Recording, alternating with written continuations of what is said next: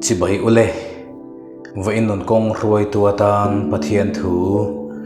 cổ răn bel ro ti kan ngai thale don ani tukin devotion ata na kan lo mang le don nia ama sa in tir ko te thil ti bung ni chang somli paruk le chang somli pasari thu hi lo ngai thale masa ila tin ni tin horil ru mun khatin pathian biak ina chuan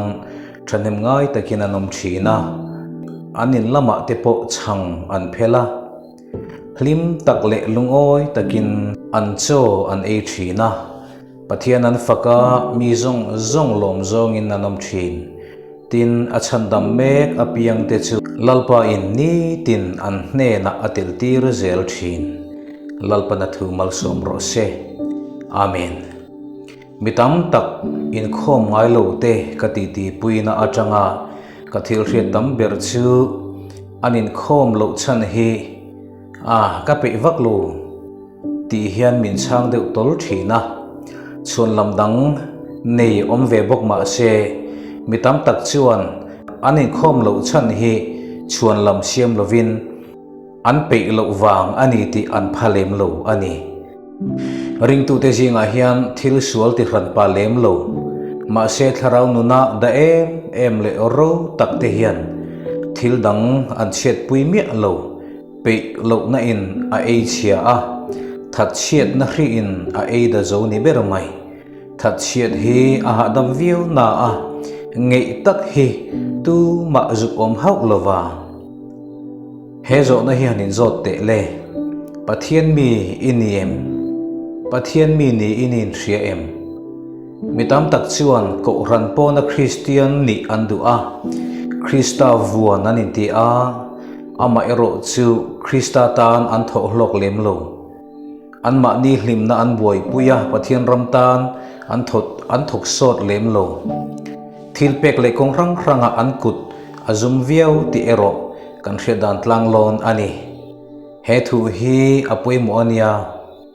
pathian mi god limen chuan Krista le ako ran avon kop tlat thin ani pakhat chau avon ngai lo lalpa von tel lavin ko ran von su ko ran von lavin lalpa i von tak tak thei chung lo bok ani ko ran tel du lo tam tak hian ko ran zai khom na ate ko ran mi te kho har len pui na ate hian nuam ati ber anile loya lalpa von tu tak tak te chuan ko ran an von tlata wangin ko ran an taneya pathian mi te in pol ho na eng muna po hian ani tu ani mai zel thin ani mitam tak Christian dan chu ko ran nei tu ni du lovin ko ran po na an Christiana amai ro chu ko ran te jinga ero tel an chak viau loi si ani mitam takin ko ran an ngai ne pa adin tu lali su ani ti hereng ma se tu te emo awangin ko ran an ngai ne pha thin ni ma sela reverend han siama chuan mi chapo ten ko ran an musit fowa ma se an dai rei lo zok zel zong ani atia he dik e mani achan chu ko ran musit le ti du da tu te hi history clear kir hianin atam zok an thi to a ko ranero chu athang zela pathian rampo athang zela ni ko ran athan hian pathian rampo athang thin chuwang chuan ko ran hi ring tu chuan a ran san tak tak theilo ani ko ran chu orohung ang ani anti thina orohunga ilu chuan ruwa i han thlek ka ngil thatak te koi deuh tring treng te ngil ve deuh ngil tluan chuang si lo te lak mi lo te an lo thel sung mayang ko ran po chu tiang chu ani mingi le athlang om khom ani big lova in khom tai ma em te in khom ngai lo te in khom ve zeu te phur changa in khom ve thin te an ni a mi kheu beu deuh te le phun chir tak te po anom khoma ngoi choi em le ngoi renga thok miel chi te po an oma thuak thafalan oma ngai tu ana fingwar vaklo amai ro chu pathian fakle lam lama thanem ngai em an om boka chung om khom chu ko ran chu ani ko ran chu pathian ram ta na intel khom tum thumun lal pakhat in trom rin na mun khat tharau pakhat pol na chang ho thin kan ni a chandam tu mamo na in ria a ataksa ako ran bel tu te kan ni lali suan pathian ram chu len khang angani ati angin mi chitin te he ko ran hian min fun khoma mi thale thalo piang tharle tharlo tu man kan thlir theilowa